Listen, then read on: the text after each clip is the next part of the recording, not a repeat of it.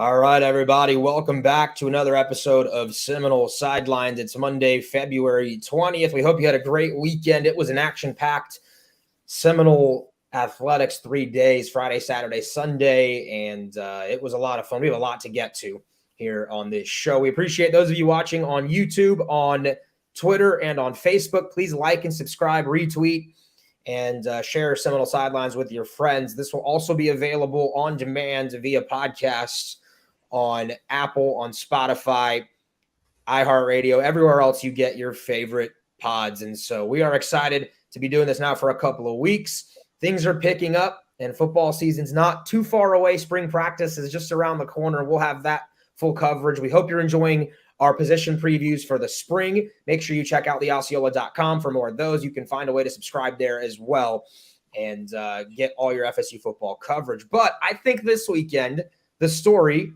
was on the diamond and in the circle. And at Howser, Florida State said hello to Link Jarrett, and they did it in style. They did it with 3 wins over JMU, debuting a brand new offense that I think looked the part, competitive, fought you, had some power, had discipline, ran the bases well for the most part on the weekend, and some freshmen who really, really stood out. And guys that we had been talking about for a couple of weeks impressed. And then we'll talk a little bit about softball. How about Lonnie Alameda's team going down to St. Pete Clearwater and playing 5 games against the country's best? They win 3 of them, and the 2 games that they lost went down to the wire to the 7th inning and beyond. And so it was a great week for them. That's always a learning lesson for Lonnie's team to go down there, play the best competition, and that kind of gets you set for ACC play, and then once you get into postseason time. So we've got a lot to talk about. You know the guys well. Should introduce Curt Weiler, senior staff writer, managing editor, Bob Ferrante. I'm Ariya Massoudi. I appreciate you guys for being here on Seminole Sidelines. And Curt, let's get right to it. What do you think? I want your macro bird's eye view of Florida State baseball after 3 games against James Madison. I'll go so far as to say I think they're, after 3 games, kind of exactly what I thought they would be. I mean, you don't want to put too much stock into winning 3 games against James Madison. Last year's team also started the season with a sweep of James Madison, and obviously we saw how that season went. But I think a lot of it validated. I mean, you saw especially the lineup really come to life. I mean, they scored how many runs over the weekend? I think I have it for you right here. 34. 12, 5, and 17. Do that 34. Math. 34. Good math, Curt. Yeah, so you saw that, especially I think in the last one where, I mean, they had 20 hits, 10 of them extra base hits. And we saw, I think that's going to be determine, I mean, what this, I mean, how much this team can accomplish. I mean, how much they can produce. And I think the questions about the pitching depth were validated. I mean, I think you saw kind of both with the big leads in Friday and Sunday's games, the 2 games I was at, they had to kind of go to guys who I don't think they want to have especially significant roles. And you saw the struggles that came with it. I mean, I think those 2 games were both not as close as the final score would indicate, but because of kind of the lack of proven arms, you saw them have to go a little deeper in that bullpen barrel than I'm sure they'd like to. And the pitching depth, I think, is going to be an issue. I mean, this week's going to be big. We can get to talking about this week in a second, but it's about what I thought. I mean, not taking a loss there is big, but I don't think any more impressed or any more high on the team than I was coming into the weekend. Bob, I'll throw it over to you now because, you were able to watch some. Did you think that Florida State looked improved from a year ago? Yeah, I enjoyed taking some photos down near the dugout, near the Florida State dugout. So you got to see some of the cool interaction among the players. And I think you're seeing those connections built pretty early on. Cam Smith and Tibbs love to hug each other after big plays. Tibbs picked one in the dirt at first base, and Cam in the dugout right away was hugging him. And you can tell there's an appreciation for what everybody's doing to help each other out on this team. The big takeaway, and this is early, it was just James Madison. This is not a team that's striking out as much. They're putting the ball in play. Only 15 strikeouts is really, really notable for where we are in the sport in 2023, where it seems to be home run or strikeout centric kind of baseball. I think this was a more enjoyable team to watch. It's a lineup that is going to hit the ball, put the ball in play. Watching Cam Smith hit is really, really fun. If you haven't seen him in person or on the live streams or the TV with Ariya's broadcast, you gotta check out Cam Smith, because he has that look and he has that swing that is very much pro. I won't say pro ready. Nobody's really pro ready at that age, but you can kind of tell that's a guy who is going to be among those next Florida State greats. I think there's a lot of positives. Link Jarrett has been good about putting things in perspective and not maybe blowing things out of proportions for this team. I think he knows the pitching depth is an issue, as Curt mentioned. I think he knows that they're going to have some struggles here and there, who they're going to start on Tuesday at JU and how the bullpen comes together. But I do think we did see the early other big takeaway for me is Link will use pitchers in non-conventional ways to get to the 27th out that's necessary to win games. He is going to mix and match various guys. I think we're going to see a lot more of this guy starts, but by start, that's get into the third or fourth inning, and then let's see where maybe the matchup's best fit for those kind of middle innings into the bullpen. So I like that. I think that's an adaptability that Link is showing that's appropriate really for where this pitching staff is right now. Yeah, I'm with both of you. I think pitching wise, it left a little bit to be desired. I thought, we've talked about there's a path to Florida State being successful on the mound. It includes the 5 or 6 main key arms, right? The guys who you will think will be the big name guys. They have to pitch at an exceptionally high level for FSU this year, because then that mitigates the lack of depth. When your coach is coming out and saying on public on record, right, to the media, the depth is not the strength of our team and that pitching staff, it's very rare that a guy will admit that opening weekend. They have concerns. I've talked to both of them. I did the games this weekend for ACC Network, and they were really open and honest about there's some concerns with the pitching staff. However, they believe very confidently that the top 5 or 6 arms are as good as any in the country, that they have high-end talent, both right and lefty, that they have a plan in place, and that if they can get 1 or 2 of those freshman arms to also develop and step up throughout the season, then by June, when it is postseason time, you could have 8 to 9 guys that you can count on. And that is more than enough in the postseason. Actually, that's more than enough. That's plenty. You don't even use that many in deep runs. And so for Florida State, that's the key. It's a Carson Montgomery, a Wyatt Crowell. It's going to be Connor Whitaker, Jackson Baumeister. Those 4 have to be phenomenal. What you get out of Jamie Arnold, Brennan Oxford, a David Barrett, a Ben Barrett, who was sick this weekend, didn't pitch. They're high on him. And a few other guys. That's going to dictate if this team is simply good this year or very good, because that lineup is going to provide you a cushion, I think, and give you chances to be able to pitch 9 innings and be okay.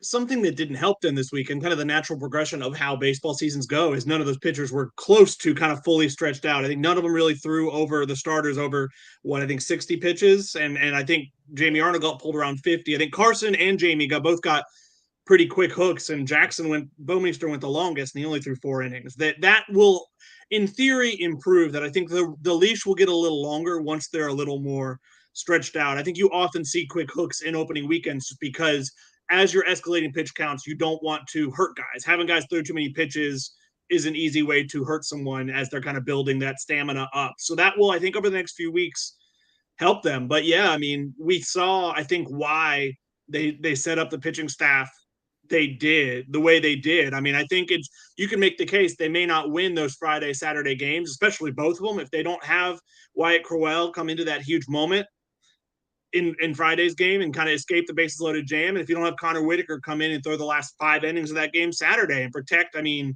I think was it a tie game? I think when he came in and ended up a 5-1 score, I think he didn't allow another run. So I think you could definitely make the case. I mean, them being in their roles is not, I think we would agree it's not ideal, but I think this weekend showed why it was necessary to break down that way, at least for the time being. Without a doubt. And I mean, opening weekend, I think most staffs will allow a pitcher to go about 70 to 75 pitches, right? Like that's about the number in your first start at full speed, so to speak, and full max effort that you're building somebody up. And so I think even if Carson, if Baumeister, Arnold, if they were dealing, right, completely and utterly dominant, they'd have been taken out after about 70 pitches, no matter what. Yeah. That's just how this goes. But you're right in that I think this weekend too, they probably were trying to test some arms out, and there is context. Sunday's game, it was 17-3 when they went to the ninth inning. They tried out a couple of arms that are, I think, admittedly lower on the pecking order for guys they would use in competitive games, and they kind of struggled.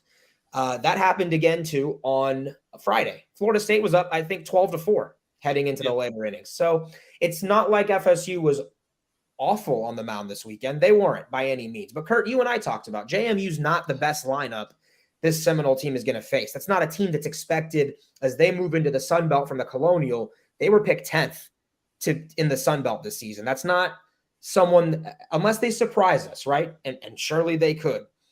That's not going to be Florida State's best lineup that they face this year. So I think I would have liked to see a little bit more dominance throughout. But again, 3 games, seasons don't happen in a vacuum, right? You compare it to last year, and obviously last year coming into the season, we felt great about that pitching staff. I think they allowed 7 runs all weekend in that JMU series last year. They had a much deeper staff, a number of relievers you relied on, 2 starters who you felt confident, could give you, especially as the season went on, 6-7 pretty good innings. And so, it just shows the situation that Chuck Ristano, the pitching coach, has inherited. And there may be some advantages to inheriting such a fresh staff and not stepping into having to introduce, kind of indoctrinate a large number of returning players who pitch a lot of innings into how he wants to do things. But the downside of it definitely is, there will be weekends where it's a challenge to fill all those innings, and that was definitely the case this weekend. And Bob, I was shout joking. out. Go ahead. I was just going to tell you, you're shouting somebody out? Doug Kirkland. Doug Kirkland hasn't pitched since 2020. I can't believe we missed that. No, I just, hey, it's going to be a small note on the big picture of the weekend. But if you're looking for candidates, guys who can throw a couple good innings here and there, Doug Kirkland went through, Tommy John, missed 2021 and 2022, was a catcher when he got here, maybe was going to pitch a little bit. Now we see a guy who's a right-hander and can be in the middle of that bullpen. So, yeah, to your points, guys, there are some candidates, some guys who we think can step into these opportunities. It's just get them some more experience on the mound. It was kind of a shame covering that Sunday game. I had a decent amount of my story written over hey, I had questions about the bullpen and what they do on days where they don't have Wyatt and they don't have Carson. And through, I think, 5 1/3, it was Doug Kirkland into Andrew Armstrong into Ryan Dennison through 5 1/3, scoreless innings, and I think allowed 2 hits, and then 2 other relievers allowed 7 runs in the 9th inning, and I kind of had to throw that out. You can't highlight it as much, but I think that shows, hey, it was James Madison, but there could be something here. If those guys are all, you need guys like that to all be hitting. But yeah, if Doug Kirkland comes back off TJ, he didn't have a great fan day game, but he in his first game that matters of the 2023 season, I think was really impressive, and I think was who you thought he might be coming off of Tommy John. Yeah, and shame on me for not giving Dougie Kirkland the shout out. He was up to 95, by the way, with his fastball, which as they build him back up, he's probably going to hit a few 7s and 8s. He has a lot in the tank there coming off. He's got closer stuff. It is. And again, they don't have roles yet. Link and Chuck Ristano have been open about, look, we might have roles developed throughout the season. This is how we're approaching it right now. And then shout out, like you just, Curt, you mentioned his name. Andrew Armstrong deserves some credit. Last year took a lot of flack, I think. I think the home run he gave up at Florida that is still probably going. I never saw it land, and I was in attendance. That probably portrayed a picture of him from the fan base that I think, he stepped up. He looked a little thicker too. He put on some weight, it seemed, when he was out there. And Dennison, a freshman that if he can give you something, those are a few of the arms that could change the complexion for FSU. Bob, the only thing I was saying to joke was I was texting with Parker Messick's dad, TJ, earlier this morning, and they came in to watch some games, as did a lot of the guys who were on the team last year and some parents. Did you guys see Jonas Scalaro throw out first pitch to Alex Terrell, I believe, on Saturday? Saw the photos. That was cool. There was a whole reunion. We were joking that if Parker and Bryce Hubbard were on this team right now with this lineup that showed, it would have been funny. He said, last year we were getting a lot of tacos by the fifth inning, but not a lot of chicken. And that's a joke based on what Howser does as promotions for 8 strikeouts for the pitchers and 10 runs for the hitters. I don't think, did they do chicken this year? I don't think I saw. They did? Yeah, you got it twice this weekend. All right, I have somebody I need to call then this week to make sure that you missed the window. There's a statute of limitations on chicken, Ariya. Is there, or do you just have to know a guy like Chip Baker? And yeah. I imagine you could. I imagine. Anyhow, but to the point of this pitching staff, there's a path. Ballmeister was really good, by the way. If you look on your screen, I thought of the 3 guys that started, Montgomery was okay. He didn't look sharp. I don't think he made the jump. He didn't look to have made the jump that I think everybody had kind of hyped him up to be in the preseason. Link was really excited about Carson, and so was Restano. And I don't think he looked bad per se, but it wasn't the Carson Montgomery leap that I think all of us envisioned. And he has plenty of time this season to kind of make good on that and to show against TCU, which we'll preview later. Ballmeister looked the best of the 3 guys that went. 4 innings, was in command, worked through some early struggles, and then kind of settled in and pitched well. His fastball was up to 96 on the day, and it had extra spin rate. Was kind of getting in on hitters and changing their eye levels with the fastball. He's got a chance, guys, right? I think, if the Friday role is open, I think Ballmeister made a good first impression there on the weekend. Yeah, I saw a little bit of Jackson pitch, and I think the takeaway is he has that stuff. He has that ace stuff, and he has more control of his pitches than where Carson is at this point in his career. How much of Carson's issues, though, I have to ask, is just being the opening day guy, having that pressure. It's the first game of the Link Jarrett era. You're at home. Did you maybe put too much pressure on yourself if you're Carson Montgomery? But I thought Link made a good point about Jackson. Only 2 starts last year, didn't really go deep in games. It's different going deep in an intra squad when you're in the fall or in the preseason, but when you're out there at Howser and the emotions of the moment, the adrenaline's going, how much more could Jackson really have gone in week 1? But I think it's a really, really solid line. You got there 5 strikeouts, 4 innings. So this is good opportunities as Jackson is just starting to build his career again, only his 3rd true start. You want to talk about one of the bigger, you talked about the strikeouts for Jackson. 5 strikeouts was the most any of the starters had. Carson, I think for having strikeout stuff, didn't have nearly as many strikeouts as he thought he would. I think just 1 or 2.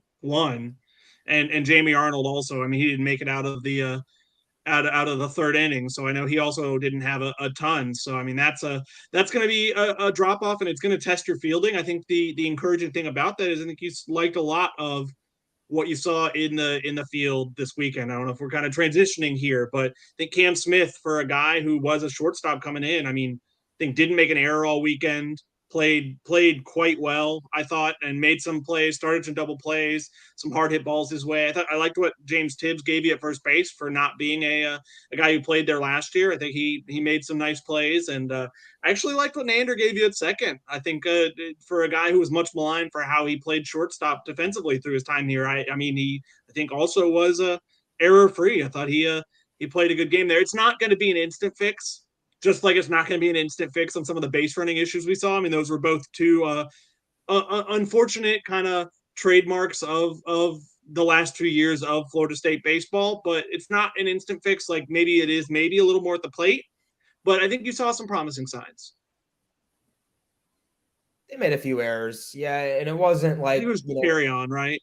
Carry on had a few early. There was some in the outfield, but I saw them hit a cutoff man for the first time in years, and it made me happy. I was like, wow, fundamental baseball. They gunned down a runner at 3rd who took a big turn, and for the most part, they fielded their position well. I thought pitchers did a good job of fielding choppers back to the mound. They covered for each other. Cam Smith, you're right. I mean, how nice is it to be able to rely on a 93-mile-an-hour strike across the diamond from your arm? He is so smooth, and that kid shouldn't be in college. That's what my takeaway was this weekend was like, how did he make it to campus? But I'm glad he did. And they were good defensively. I think it was a step forward from last year. I think Link would want it to be better. You've seen his teams at Notre Dame. He doesn't mess around with defense. And they looked fundamentally more sound, I thought, as a whole. Speaking of, we don't have to dwell on Notre Dame, but I think they may have missed Link Jarrett this weekend. You see, they dropped 2 or 3 to Lipscomb, I think. Yeah, and their offense was rough this weekend. Maybe missed. I mean, to be fair, he took the entire coaching staff with him. Like the entire Notre Dame coaching staff's here. So, but yeah, you're right on Jordan Carrion. I will say, I mean, to Jordan's credit, he'll normally be better than that defensively. I think it was a uncharacteristic weekend for him. And the graphic, you're on it. You knew where I was going. He more than made up for it at the plate. I mean, he had it seems like time after time he came up with guys on base, and just each time he came through. I think he had four of those hits were extra base hits. I think he had 3 doubles and a triple. I think Brett Nevitt, friend of the show, tweeted, I think they had as many triples this weekend, 3, or in one game even, I think. Or no, it was the weekend, I think. It was yesterday. Sorry. It was in one game as they had the entire 2021 season. It was 3. They have 4. They have 4 triples as a team on the season. They already have more than they had in 2021, which was a full season, not a COVID season. Right. And Bob, the lineup, look at the parentheses. 19 walks to 15 strikeouts. There were games last year where Florida State would strike out 15 times as a lineup in the same game. So to go 3 games, and those are the numbers, impressive. That was a big emphasis for the team, right? This offseason. It was cut down on the strikeouts, put the ball in play. And Link Jarrett's quote to me on Thursday when we met in his office was, the more balls you put into play, even if you don't hit them hard, the better chance you have of a defense making a mistake. Look, you only get 27 outs. You can't be giving them, half via the strikeout ball and sitting back down. You got to put the ball in play and make the defense record outs. So a really, really strong offensive weekend overall for the Noles. Yeah, sport of failure, but at least put the ball in play and maybe hope that somebody else doesn't get to a ball or it kind of slides through. One anecdote that I heard Lulu announce on the radio one of these games, he said that Link mentioned during the leadoff dinner that he wanted to see Florida State go 6 batters without a strikeout, meaning don't have those strikeouts clumped together and give yourself a chance when you got runners on base, runners on scoring position. I haven't gone through the box scores in full to see if there were any instances this weekend. Obviously 15 strikeouts, you're probably going to find a couple of instances there where inside of 6 batters that happened. But honestly, 15 strikeouts out of whatever 27 times 3 is, that's a pretty good ratio of not striking out toward your total number of outs, on the diamond. So I think that's one positive. And we can say, look, it's just James Madison pitching, or we can say it's a good early sign out of the Florida State batters. I thought a lot of guys impressed, by the way, over the weekend. It wasn't just, Cam Smith, who has, it's light tower power, right? Like it is big time. He fell to one knee on Friday, guys, and hit the ball off the top of the wall, 400 feet to dead center. And he was on one knee. I'm talking like he fell over when he hit the baseball. And then he homered in Sunday's game. I thought Tibbs looked pretty good after a slow Friday. I thought Ferrer found his stride. Jordan Carrion looked to have taken a next step as a leader. Diamez Ross, leadoff hitter, doesn't really strike out, slaps it around. I mean this as a compliment. He reminds me of like a good softball leadoff hitter, right? Like in softball, when Florida State's been really good, you've had players that just kind of put the ball in play and use their speed. Ross looks the part, man. Like that's a good leadoff hitter. And there are other names, obviously, that I'll let you guys get to as well, but a really good weekend overall. How much money you think you could have made? What odds would you gotten on Colton Vincent having the first homer of the season? Yeah, shout out Colton. Lefty too, switch hitting for the first time. I think it was like he had 6 extra base hits all last year. He had 3 this weekend. I think he had a homer and 2 doubles. I mean, it's the switch hitting's, I think, doing him some favors there, it would seem. I mean, he's McGuire Holbrook's, I think, coming back at some point in the somewhat near future and obviously coming for that job. And so, I mean, credit to Colton for kind of like showing, hey, he's not giving you that taking down, like sitting down. He's not just giving up his spot. Because, I mean, what he gives you defensively plus what he gave you at the plate, I mean, if that carries over into the next 2 weekends, you got, I think, 2 catchers you really think you could rely on there. Let's see, what else do we want to get to on baseball? I think let's talk a little bit about what's coming for them. JU on Tuesday, tomorrow.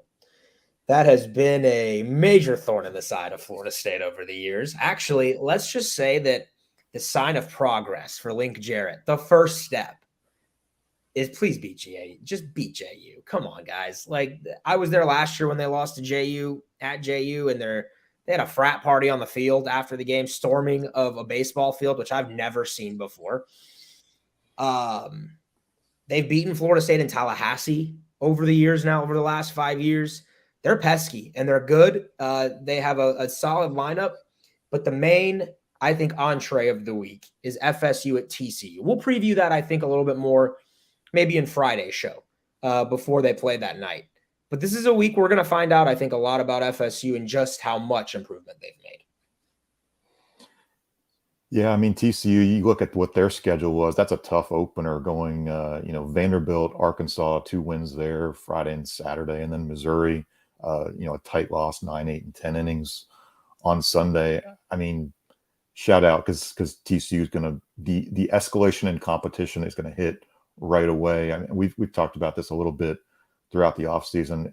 You might have wanted one more series before you jump right into TCU. You might have wanted another start for a lot of these pitchers, another, tinkering with who's the first guy out of the bullpen, for example, when your start is a little bit shorter. I think this is going to be a really, really tough weekend, but a fun opportunity just to see where you are. Guys can say, okay, that's a legitimate top 10 team that we went up against. Now, where are we? What work is ahead after this? Yeah, Link Jarrett was pretty candid yesterday talking about, like, even though he wasn't the coach last year, he's like, I think a thing you look at last year was not especially good on Sundays, not especially good away from Howser. And he was pretty candid talking about that. And obviously a good start to the former yesterday. I mean, winning on a Sunday, even if it was James Madison. And I looked, they're 6-14 away from home last year. And that included what? Road losses at Jacksonville, at Mercer, at Stetson. I mean, there were some of those losses in there that really hurt your resume and made you, I mean, not just on the road for a regional, but a 3 seed on the road for a regional. Yeah, I think that's it won't be easy this weekend, I would say in particular. I mean, that's a real test. That's a TCU team, like you said, they just had a lot of success. I mean, scored, I think 38 runs in a 3-game stretch against ranked opponents. If you can win one there, you probably take that. But the key, I think, even more than TCU is win that Tuesday game. You talked about Ben Barrett being sick. I think we'll see. I mean, he didn't confirm that Ben Barrett's starting by any means, but I think maybe a luxury of not having this weekend, if he's feeling better Tuesday, is maybe you have him as the midweek starter, and we'll see what kind of innings he could maybe give you if that's his role. But yeah, I think I mean, it's a week where we're going to learn more about this team. Can they rise to the occasion at TCU, and can they kind of do what they should do and take care of business at Jacksonville? All right. Well, let's talk a little bit about softball. I think that's a good baseball discussion for today. One last shout out. Titan Kamaka, first career at bat, home run. Good for you, kid. Hope you get more playing time. I laughed at how fast he ran around the bases. I can't imagine he's ever jogged or he did a home run trot faster than that. That was not a trot. That was a home run sprint that he did after that. So shout out to Titan. All right, let's talk softball. Let's give about 5-10 minutes on this, and then we'll wrap up the show because they deserve some love as well. Really strong field, as it always is in St. Pete, Clearwater at that Invitational. ESPN puts on a great event, and they really go all out for it. Florida State beats Arizona and Arkansas, 2 top 15 teams, a good Louisiana team out of the Sun Belt, and then 2 very competitive losses to UCLA and Bama, who are OKC favorites. And the Noles were in the game in the 7th in both. It was a really good week for Lonnie Alameda's team. And Bob, I bet they learned a lot as well. Yeah, I think so. I think there's admittedly some frustration with the fan base. They wanted to see a few more, not necessarily 5-0 week, but another win, maybe close out that UCLA game with the win. It's tough to lose that kind of primetime national matchup to Bama, but Florida State was right in it. Florida State did not get opportunities, first, second, seventh inning, runners in scoring position, just couldn't push that run across. And truly, seventh inning game ends with the tying run on third base. That's a tough way to lose a game. I think Lonnie's still feeling out this pitching staff, trying to figure out, yes, you know what you're going to get from Kat Sandercock. McKenna Reed is legit with that rise ball. I mean, she is just getting batters to chase and getting some pretty easy strikeouts there. We saw some good pitching days from Mac Leonard. McKenna Reed looked really, really good, I thought, too. Allison Royalty. This is, again, another good early season tournament for Florida State softball. We saw the bats come through most of the time, but unfortunately, I think that Alabama opportunity is one that a lot of fans will say, "What, that one might have just gotten away from Florida State there." And ninth-year senior Montana Fouts, it feels like she's probably, some people probably feel that way about Kat Sandercock too. So, but it's COVID has definitely affected that, where it feels like she's been around and faced Florida State so many times.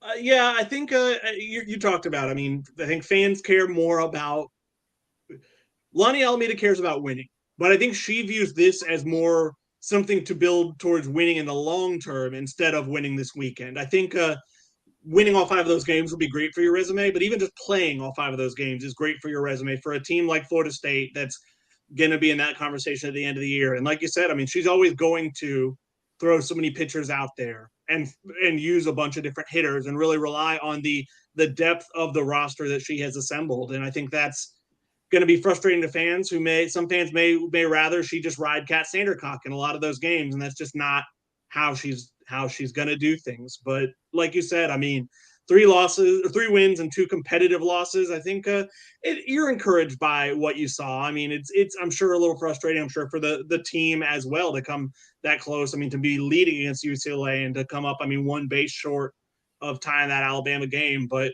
I think you're encouraged by a lot. I mean, you're encouraged by what you continue to see, like you said, from McKenna Reed. I think Allison Royalty, what she did against Louisiana, is pretty encouraging. I think she had a lot of expectations, and I think has been good, but not great. Maybe early in her time, maybe that's a chance for her to turn the page a little bit. And I mean, even Maddie Balk, I think, escapes a pretty big moment against UCLA and gives the offense a chance in that game after Kat Sandercock had got and been hit a little bit by that UCLA lineup. So yeah, I think it's fascinating. I mean, I guess they're coming back. They have another home tournament this weekend, right?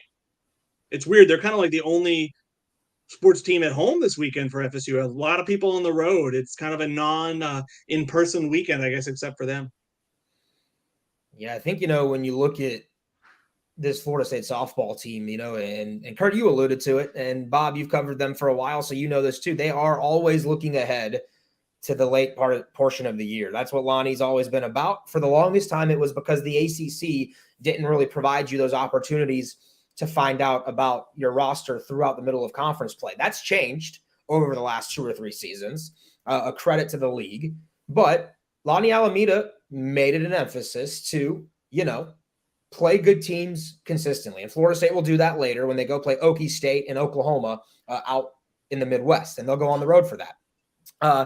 But this tournament is something that they've always treasured, and it was because they're trying to find out in the circle who can step up after their ace. I thought Sandercock looked pretty good all weekend. That's Cat is Cat.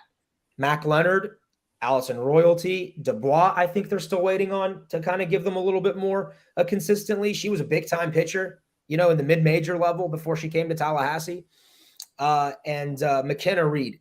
If they can get 2 of those names that I just said after Sandercock to get in and be able to provide you consistent innings, and if one of those 4 or 5 turn into the 1-2 punch that Florida State has traditionally had, then you're cooking with gas. That lineup is really good. Katie Dack, what an addition that they've brought in. and they've got some studs just all throughout the lineup. Experience, savvy, clutch, speed, power, you name it. That lineup is going to hit all year long, and it did in key moments, right? Like there was some like vintage FSU, even in their losses. UCLA takes the lead, Noles right back. Cardiac kids, Noles, that's just who they are. Against Alabama, 2-0 lead Bama, home run Kaylee Harding, immediately you're like, oh, here come the Noles again. And they're putting pressure on teams. So nothing from that weekend really made me discouraged. I think I took away that FSU knocked off Arizona, which, by the way, I think FSU owns Arizona. That's just me. They have beaten that team at will, it seems like, the last 3 years. Arkansas, very good softball team that has risen in the SEC. Bama and FSU has been a battle. Florida State, UCLA feels like it's an instant classic every single year that they play. And I actually believe I saw the Noles are back in the field next year, right? 2024. Every year. And you should put them in every year. It's their home state and they're a powerhouse. That should be, I don't want to call it the Florida State Invitational because they have their own, but it's kind of like Florida State, the Central Florida Invitational for FSU year in and year out, because they are the main team that I think that Clearwater and St. Pete and ESPN are thinking about when they start these fields. Yeah, I think Michelle Smith was talking on the broadcast. She's a native down there, St. Pete, Clearwater, trying to build this tournament. They want to build a stadium for this type of event. They want to make this even bigger. I think that was cool to just share their kind of goals and dreams. Watching the event on TV, it very much looks like the spectator experience could be a little bit better. There's a lot of just kind of bleacher seating, and you're kind of standing along a chain link fence. I think there are opportunities, whether it's there or elsewhere, to really see some sports tourism investment, from the softball community, from the counties down there, because that's an opportunity to really grow this truly emerging sport of softball. And like you said, Florida State is somebody that brings fans. UCF is there for a reason, because it's great competition not far away. But to see teams from all the power conferences show up too, I think it just kind of tells you, everything you need to know. It's really one of the most premier events, and appreciate ESPN putting that kind of effort into it and to broadcast these games across the national platforms. Yeah, so they've got a big week coming up too, back at home, and then they get into the thick of it when conference play starts. So, fellas, I think it's a pretty good episode. Little baseball, little softball, a lot to look forward to. I want to thank you guys for being on this show. And again, those of you watching, we appreciate you.